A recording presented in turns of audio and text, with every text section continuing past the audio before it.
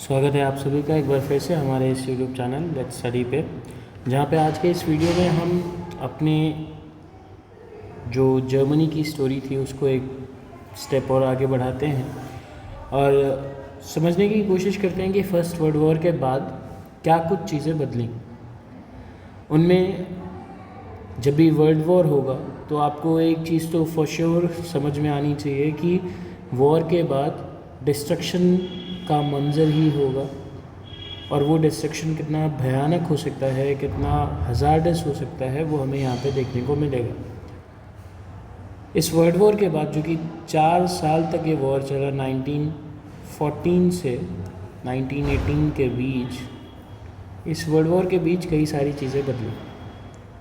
पहला यह कि जो जर्मनी थी वहाँ पे अब लीडर जो है वो चेंज हो चुका है और अब वहाँ पे एक डेमोक्रेटिक गवर्नमेंट चल रही है। और ये जो डेमोक्रेटिक गवर्नमेंट है इसी को हम वेमर रिपब्लिक के नाम से जानते हैं। बट ये जो डेमोक्रेटिक गवर्नमेंट है इसके साथ समस्या ये है कि इसे जो पुराने पास्ट या एक तरीके से कहें जो पास्ट में रही गवर्नमेंट के सिंह थे उनके थ्रू की गई जो गलतियां थी उनकी भी भरपाई इन्हें ही करनी पड़ेगी। जैसे कि जब हम बात करते हैं कि भाई इनके ऊपर रिस्ट्रिक्शंस लगे, इनके ऊपर कहीं ना कहीं ऐसी ट्रिटी साइन की गई जो कि बहुत ज़्यादा ह्यूमिलिएटिंग थी। पैसा इनसे लिया जाएगा कंपनसेशन के रूप में, इनसे प्रॉपर्टी इनकी छीन ली गई, इनकी ओवरसीज टेरिटरी छीन ली गई, ये सारी चीज़ें। तो कहीं ना कहीं इसकी वजह से जो डेमोक्रेटिक गवर्नमेंट अभी हाल फिलहाल में इलेक्ट हुई है उसे एक कंपनसेशन पे करना पड़ेगा, उसे एक भरपाई पे करनी पड़ेगी। और ये वेमर रिपब्लिक की पॉपुलैरिटी के लिए, वेमर रिपब्लिक के सपोर्टर्स के लिए बहुत ज़्यादा अच्छा तो बिल्कुल भी नहीं है, क्योंकि वेमर रिपब्लिक ने नवंबर में ट्रीटी ऑफ वर्सलिस पे साइन किया और इसी वजह से इन्हें नवंबर क्रिमिनल्स भी बोला जाने लगा। People of Germany, they believe that this treaty was very harsh for them. This somehow disrespected the feelings of Germans, और इस वजह से जिन्होंने इस ट्रीटी को साइन किया उसे नवंबर क्रिमिनल्स के नाम से जाने जाने लगा, जो कि अभी हाल फिलहाल में नई डेमोक्रेटिकली इलेक्टेड गवर्नमेंट है।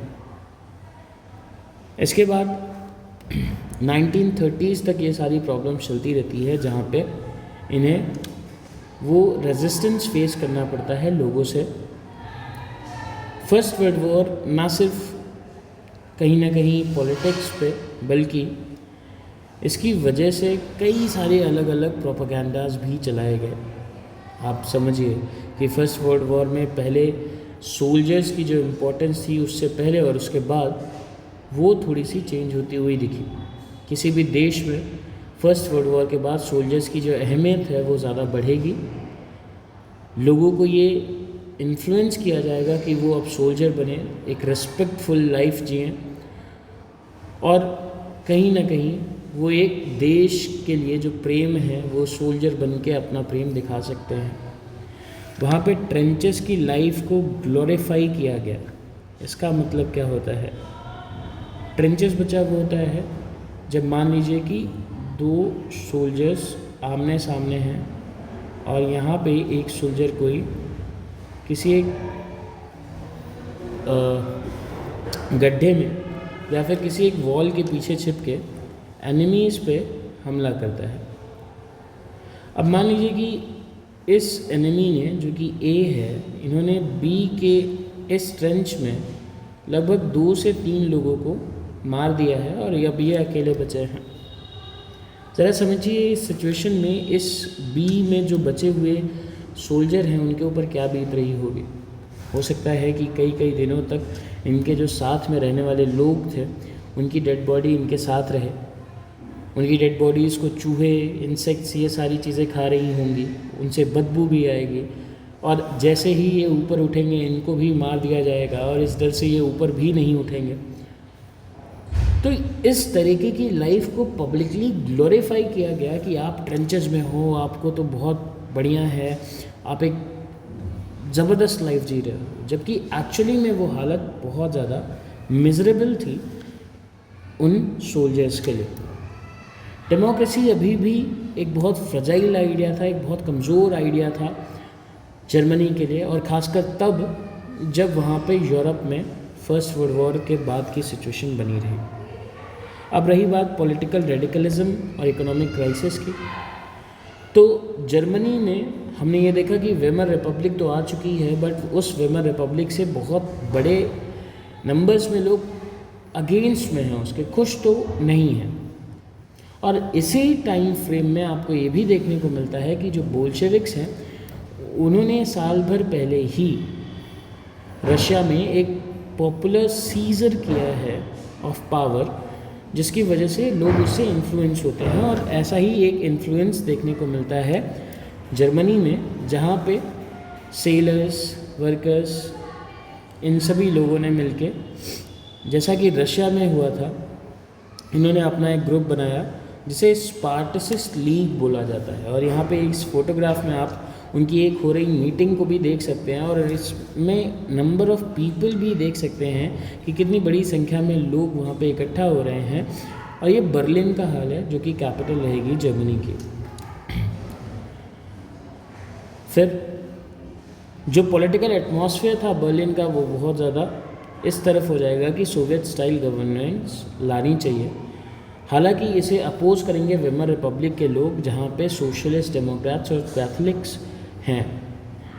वेमर रिपब्लिक डेमोक्रेटिक रिपब्लिक को शेप करती है, और इसके साथ ही साथ इन्होंने एक वॉर वेटरन ऑर्गेनाइजेशन भी यूज़ किया। यहाँ पे देखिए, वॉर वेटरन ऑर्गेनाइजेशन, जिसका नाम है फ्री कॉर्प्स। वॉर वेटरन वो होते हैं जो फर्स्ट वर्ल्ड वॉर के बाद जो वापस आए हुए सोल्जर्स थे, जो कहीं ना कहीं इंजर्ड हुए, जिन्होंने वॉर में नेशन को सर्व किया, वही वॉर वेटरन्स कहे जाते हैं। और ऐसी सिचुएशन में उनका एक ऑर्गेनाइजेशन बनाया, फ्री कॉर्प्स, और उसी के थ्रू इन्होंने धीरे धीरे स्पार्टसिस्ट लीग जो है, उन्होंने बाद में कम्युनिस्ट पार्टी भी बनाई। कम्युनिस्ट एंड सोशलिस्ट वो बहुत ही अलग तरीके के हो गए, और यहाँ से लड़ाइयाँ शुरू हुई। और इसके बाद में आप हिटलर को भी आता हुआ देखोगे, जो कि इनके अगेंस्ट में है। हालांकि इनके थ्रू ये स्पार्टसिस्ट लीग वाला जो आइडिया था, ये वापस उसको बैकफुट पे किया गया, और यहाँ पे जो वेमर रिपब्लिक है उसे सप्रेस करने में सक्सेसफुल हो जाती है। वेमर रिपब्लिक ने फ्री कॉर्प्स की मदद से, वॉर वेटरन्स की मदद से स्पार्टसिस्ट लीग के प्रॉब्लम को सॉल्व करा। अब रही बात पॉलिटिकल रेडिकलाइजेशन के बाद एक और सिचुएशन जर्मनी में आती है, वो है इकोनॉमिक क्राइसिस की। 1923 आते आते इकोनॉमिक क्राइसिस जर्मनी में बढ़ने लगी। हुआ क्या कि जर्मनी अपने आप को इस सिचुएशन में पाता है जहाँ पे वो वॉर रेप्रेशंस पे नहीं कर सकता है, और उसने मना कर दिया वॉर रेप्रेशंस पे करने के लिए फ्रांस को, इंग्लैंड को, जो कि 6 मिलियन पाउंड्स का लगाया गया था जर्मनी पर। जैसे ही जर्मनी ने मना किया, जर्मनी को जो उसका एक मेजर इंडस्ट्रियल प्रोड्यूसिंग एरिया था, इंडस्ट्रियल एरिया था रूर, उसे कैप्चर कर लिया जाता है, जिससे कि जर्मनी और ज़्यादा ह्यूमिलिएट होता है। और ये रूर जो है वो कोल के लिए बड़ा फेमस था, तो इसलिए यहाँ पे इसको कैप्चर कर लिया गया। इसके बदले में जर्मनी ने रेकलेसली, बिना कुछ सोचे समझे, बिना किसी प्लानिंग के, प्रिंट करने शुरू कर दिए करेंसी को, पेपर करेंसी को।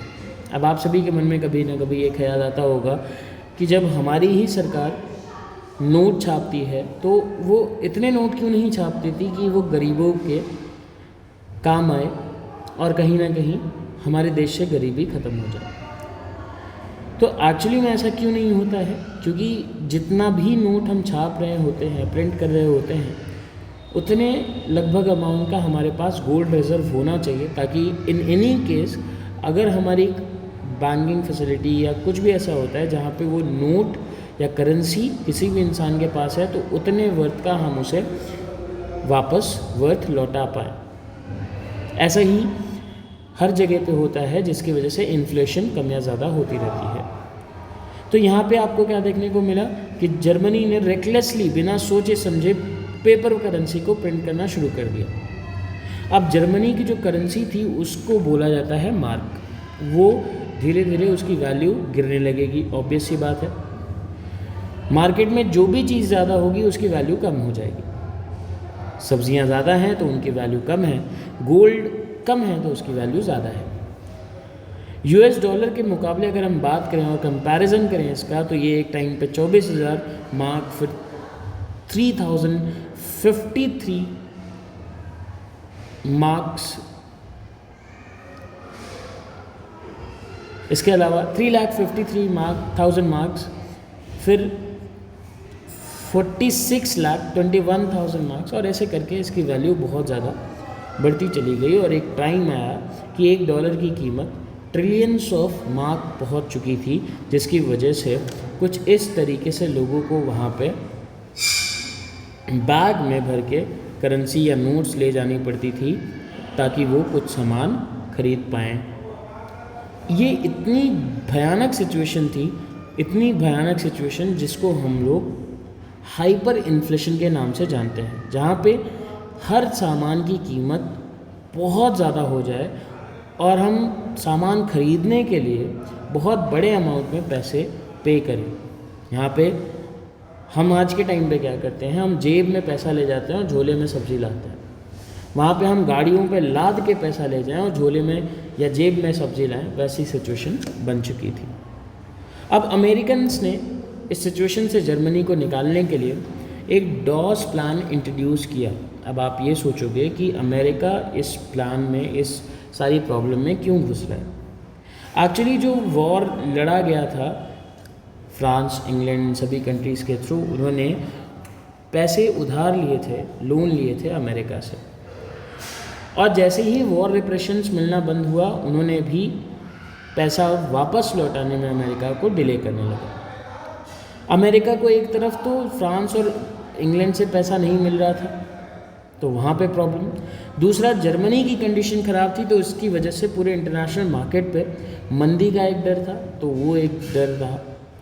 तो अमेरिका ने क्या किया, एक डॉस प्लान इंट्रोड्यूस किया, जहाँ पे अमेरिका, जर्मनी और let's suppose France, America will give money to Germany, short term loans होगा, जिससे वहाँ पे इंडस्ट्रीज़ लगाई जाएंगी, काम शुरू होगा, और इस शॉर्ट टर्म लोन्स की वजह से जो भी प्रोडक्शन होगा उससे जर्मनी अपना वॉर रिप्रेशन पे करेगा।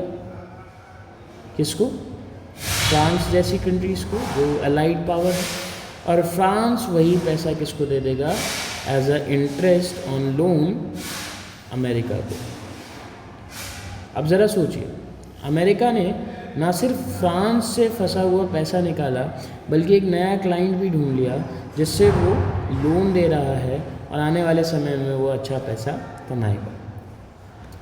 ये सारी सिचुएशन चल रही थी, बट इसी बीच वॉल स्ट्रीट एक्सचेंज जो है अमेरिका में, जो कि शेयर मार्केट है अमेरिका का, 1921 में वो कोलैप्स हो जाता है। और इस कोलैप्स के बाद तो वहाँ पे जैसे प्रॉब्लम शुरू हो गई। 13 मिलियन शेयर्स जो थे वो 24 अक्टूबर को बेच दिए गए, और ऐसे ही करते करते 1929 से लेकर 1932 तक जो नेशनल इनकम थी यूएसए की, वो लगभग हाफ हो गई, जो पहले 1929 से पहले रहा करती थी। एक्सपोर्ट कम हो गया, फार्मर्स को बड़ा नुकसान हुआ, जितने भी पैसे लगाए थे लोगों ने अपने पैसे मार्केट से वापस निकाल लिए, और यूएस की इकोनॉमी एक रिसेशन में जाने लगी। इसकी वजह से जो जर्मनी को शॉर्ट टर्म लोन्स मिलता था वो भी बंद हो गया, इंडस्ट्रियल प्रोडक्शन रिड्यूस हो जाएगा, वर्कर्स को फिर से अपनी जॉब से हाथ धोना पड़ेगा, उनकी वेजेस कम हो जाएंगी, अनएम्प्लॉयमेंट बहुत ज़्यादा बढ़ जाएगी, और इन सभी चीज़ों की वजह से लोग लाइन में लगे रहेंगे जॉब को ढूंढने के लिए, बट फिर भी उन्हें जॉब नहीं मिलेगी, जॉब मार्केट में बची ही नहीं। और इस वजह से लोगों ने क्रिमिनल एक्टिविटीज़ का सहारा भी लेना शुरू कर दिया ताकि वो अपनी लाइफ को चला सकें। इकोनॉमिक क्राइसिस इतनी ज़्यादा वर्स्ट होती चली गई कि कहीं ना कहीं इससे जो जिन लोगों ने सेविंग्स की थी, जो अमीर लोग थे, वो भी प्रोलिटेरियनाइजेशन के दर में आ गए कि कहीं उनको भी गरीबों की तरह ना रहना पड़े, उनकी जो सेविंग्स हैं वो कहीं ना कहीं पेरिश ना। अगर सेविंग्स ख़त्म होगी तो उन्हें भी गरीबों की तरह रहना पड़ेगा। बिग बिजनेसमैन जितने भी लोग थे सब के सब परेशान थे और इन चीज़ों की वजह से लोगों में बहुत ज़्यादा डर का माहौल आ गया। ऐसी सिचुएशन में जब वेमर रिपब्लिक बहुत ज़्यादा फ्रजाइल थी, कॉन्स्टिट्यूशन में भी कुछ डिफेक्ट्स थे और उस डिफेक्ट में सबसे बड़ी चीज़ जो थी वो ये कि वहाँ पे एक आर्टिकल 48 है जो कि प्रेसिडेंट को ये पावर देता है कि वो कभी भी इमरजेंसी को इम्पोज कर दे और सिविल राइट्स को सस्पेंड कर दे और अपने मन से रूल करना शुरू कर दे। ये कहीं ना कहीं ऑटोक्रेसी की तरफ ले जाता है जर्मनी को। जब ऐसी पावर आप प्रेसिडेंट को दोगे जहाँ पे कहीं ना कहीं वो अनकंट्रोल्ड पावर को एंजॉय कर सकता है, वो सिविल राइट्स को सस्पेंड कर सकता है, तो लोग इसका यूज़ करेंगे, चाहे वो क्यों ना किसी प्रोटेस्ट को संभालने के लिए हो या किसी भी चीज़ के लिए हो, बट इसका मिस यूज़ होने के चांसेस ज़्यादा हैं। और इसी का एक एग्ज़ाम्पल भी दिखता है कि जो एवरेज कैबिनेट है वो सिर्फ 239 डेज़ का है। अब ज़रा सोचिए कितने सालों की ये गवर्नमेंट बनी थी कि इसको हर 239 दिन पे अपना कैबिनेट चेंज करना पड़ता था।